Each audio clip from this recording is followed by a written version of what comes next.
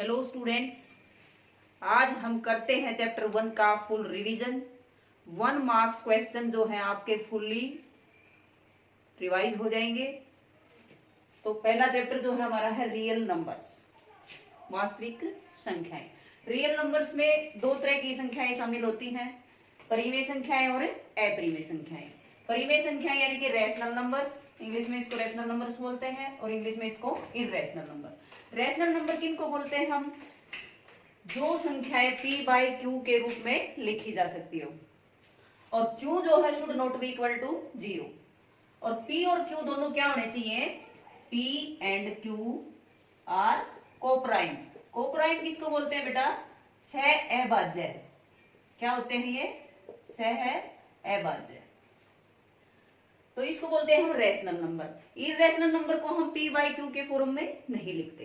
Rational number को तीन category होती है, जैसे एक तो ऐसे 3/7, तो भी हम कह देंगे कि ये रैशनल नंबर है यानी कि परिमेय संख्या है। फिर डेसिमल एक्सप्रेशन जैसे 1.0.15, ये भी रैशनल नंबर है। क्यों? क्योंकि इसका डेसिमल जब हम रिमूव करेंगे तो क्या आ जाएगा? 15 डिवाइड बाय 100, यानी कि इसको अगर हम 5 से डिवाइड करेंगे तो वही बढ़ जाएगा ना p बाय q फॉर्म। तो अगर डेसिमल में भी कोई अगर संख्या दे रखी है, किसी का संख्या का डेसिमल रिप्रेजेंटेशन दे रखा है, तो आ जाएगा 0.15, यानी कि इसमें आ जाएगा टर्मिनेटिंग। एक होती है डेसिमल में दो तरह की होती है, एक शांत भिन्न और एक होती है अशांत भिन्न। अशांत भिन्न किसको बोलते हैं? ये आप पिछली क्लास में पढ़ चुके होंगे। शांत भिन्न जिसको, यानी कि जैसे 1/2 है जिसका दशमलव निरूपण 0.5, यानी कि जिसको एक को भाग देने से 2 से रिमाइंडर 0 बढ़ जाए, शेषफल 0 बढ़ जाए, उसको बोलते हैं हम शांत भिन्न। और अशांत भिन्न जैसे 1/3, यानी कि 0.33333 ऐसे रिपीट खत्म ही ना हो, तो इसको बोलते हैं अशांत भिन्न। अब शांत भिन्न तो तुम्हें पता चल जाएगा, 1/4 है 0.25, 1/5 है 0.2, 1/8 है 0.125। तो ये सारी की सारी शांत भिन्न में आती है। तो शांत भिन्न सारी की सारी क्या होंगी? परिमेय संख्याएं, रैशनल नंबर्स। अशांत में दो तरह की कैटेगरी है, एक तो होती है शांत आवर्ती, आवर्ती होता है रिपीटिंग रेकरिंग, और एक होता है अनावर्ती नॉन रिपीटिंग। अशांत का तो पता चल ही जाएगा, जैसे 1/3 है, अभी बताया था मैंने 0.333, यानी कि 3 की रिपीटेशन है,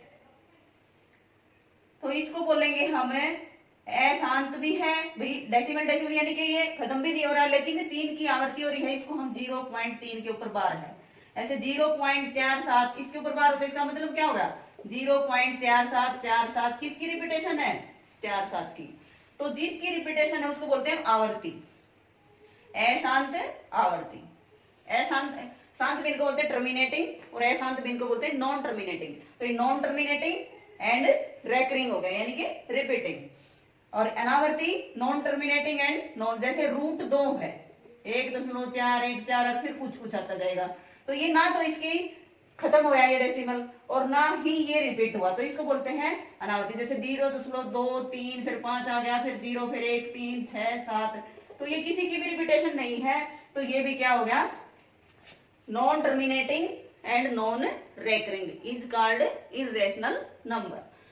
अब हमने शांत और अशांत में तो हमने एक इररेशनल नंबर की डेफिनेशन सीख ली। क्या सीखी अभी? कि इररेशनल नंबर हम अपरिमेय संख्या उसको बोलते हैं जो अशांत भी हो और अनावर्ती हो। Non terminating and non recurring number is called irrational number. और अशांत हो और आवर्ती हो तो ये भी आ जाएगा हमारा रैशनल नंबर में, जैसे 0.333 ये किस में आ जाएगा? ये भी परिमेय आ जाएगा।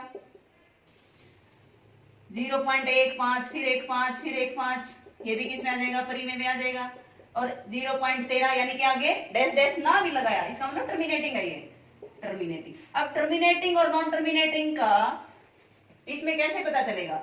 p बाय q फॉर्म दे रखी होगी और q is not equal to 0, जैसे 1/2 है, तो यह आ जाएगा 0.5। अब नीचे जैसे q जो है किस फॉर्म का होना चाहिए? 2 की पावर m और 5 की पावर n। अगर q इस फॉर्म का है तो वो आ जाएगा टर्मिनेटिंग, यानी कि शांत भिन्न आ जाएगा।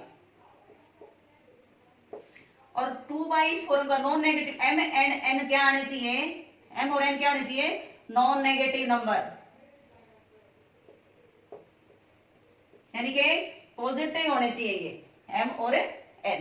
जैसे 1/8 है वैल्यू, 1/2 की इसके प्राइम फैक्टराइजेशन करेंगे, 2 गुणा में 2 गुणा में 2, तो यह आ जाएगा 2 की पावर 3। तो यहाँ पर m तो हमारा हो गया 3 और n हमारा हो गया 0, तो ये हो गया नॉन नेगेटिव नंबर। तो ये हमारा आ जाएगा शांत भिन्न। जैसे 1/10 है, 1/10 को लिखेंगे 2 गुणा में 5, 2 की भी पावर 1 और 5 की भी है, दोनों m और n प्लस के आगे, तो इसका मतलब ये भी क्या आ जाएगा, टर्मिनेटिंग शांत भिन्न में आ जाएगा, शांत भिन्न। तो एक तो ये है कि शांत और अशांत चेक करने के लिए हमें क्या करना पड़ेगा, q के प्राइम फैक्टराइजेशन कर लेंगे। जैसे 1/32 ले लिया हमने, 32 के प्राइम फैक्टराइजेशन किए, अभाज्य गुणनखंड किए, करने के बाद हमारा आ गया 2 की पावर 5, या तो 2 की पावर आ जाए या अकेला 5 किया जाए या दोनों किया जाए, तब हमें शांत भिन्न ही करना है। तो ये आ जाएगा हमारा शांत भिन्न। अब जैसे 1/20 है भाई, 20 को हम क्या लिखेंगे, 2 गुणा में 2 गुणा में 5, तो 2 की पावर तो 2 हो गया और ये 5 की पावर 1, तो ये भी हमारा किस कैटेगरी में आ गया, शांत भिन्न में आ गया। जो इस फॉर्म का नहीं बनेगा, 2 और 5 के अलावा कोई और नंबर आ जाता है, जैसे 3 और आ जाता है, तो वो अशांत आएगा और रिपीटेशन आ जाएगा।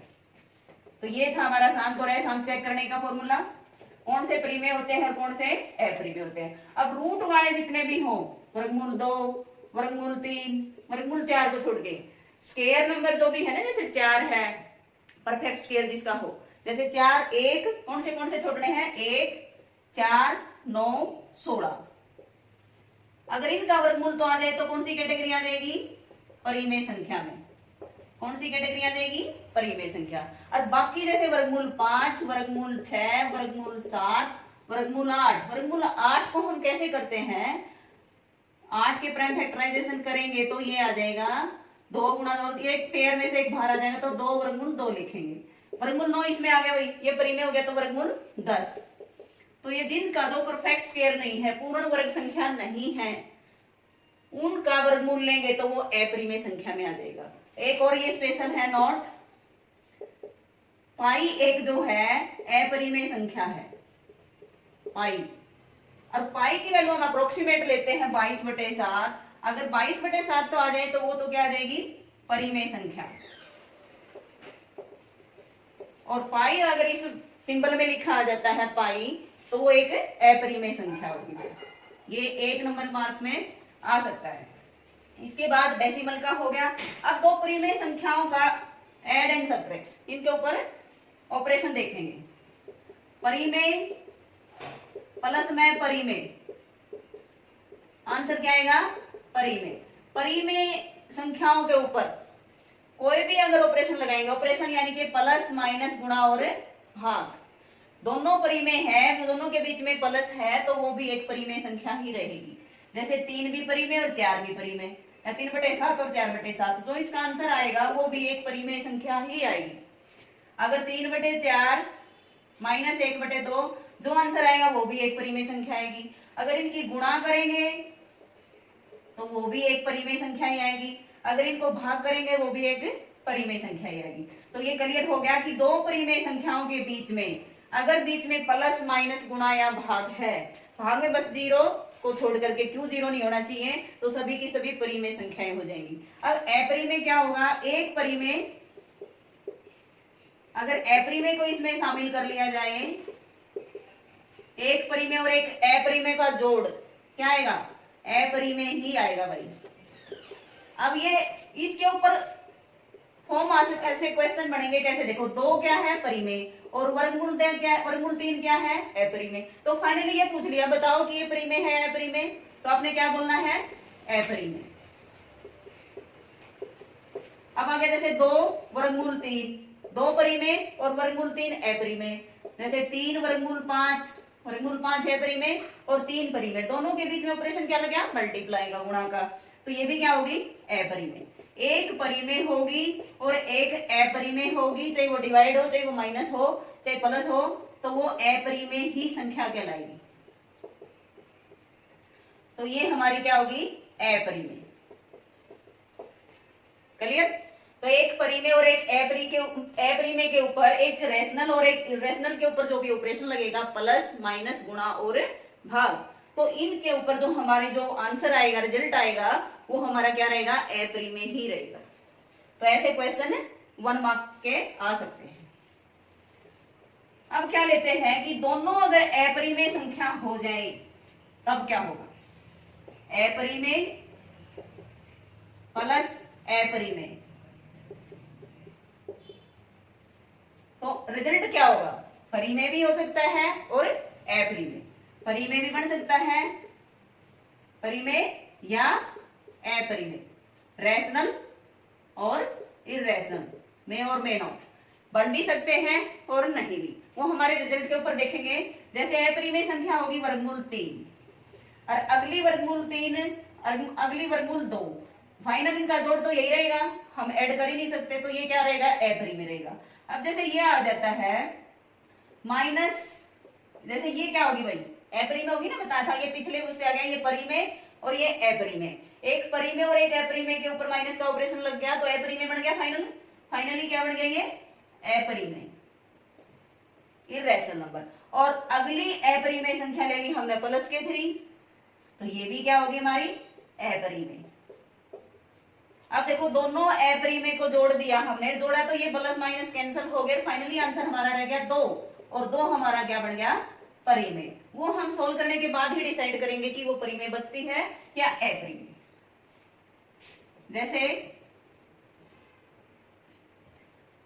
वर्गमूल 6 और गुणा में वर्गमूल 2, तो ये हो गया फाइनली वर्गमूल 12। वर्गमूल 12 को हम 4 गुणा 3 से लिखते हैं, 4 का वर्गमूल 2 बाहर आ जाता है, तो ये परिमेय और ये अपरिमेय, तो फाइनली ये क्या बन गया, अपरिमेय।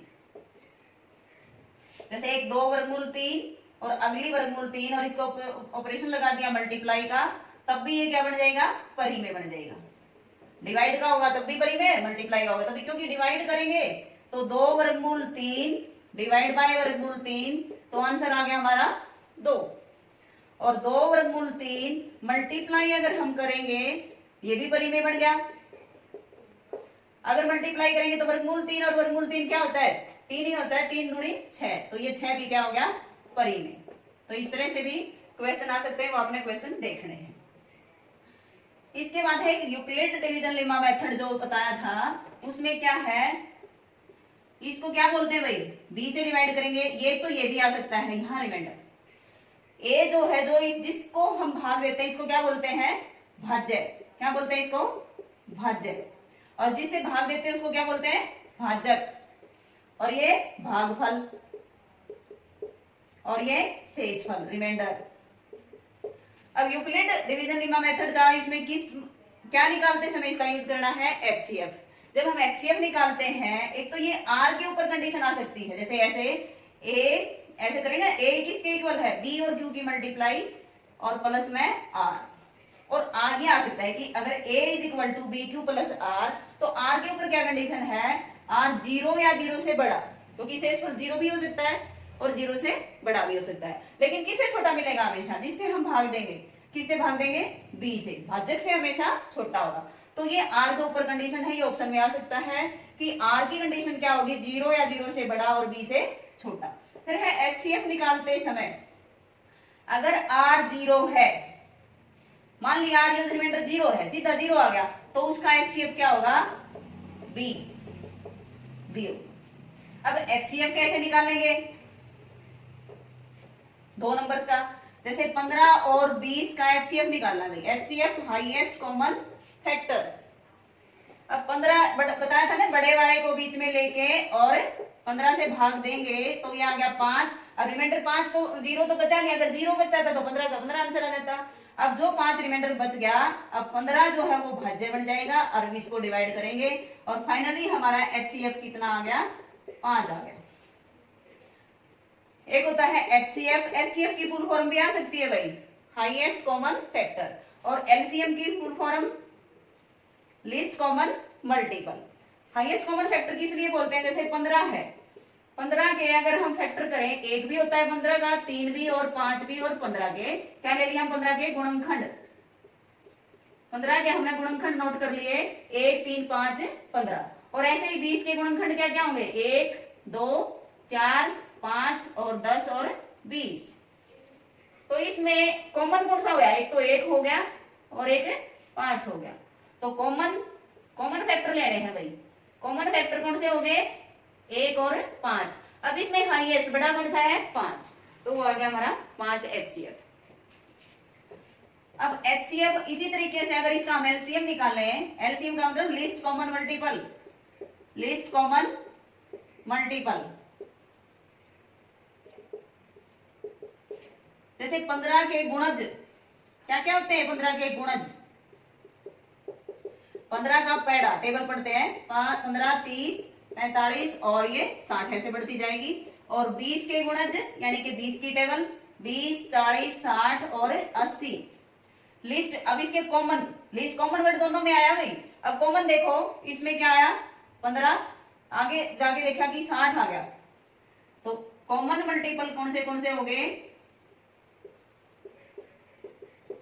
60, फिर अगला 120 आएगा, फिर 180 आएगा ऐसे। तो लिस्ट का मतलब सबसे छोटा बड़ा आंसर। तो ये हमारा एलसीएम आ गया, एलसीएम हमारा कितना आ गया, 60।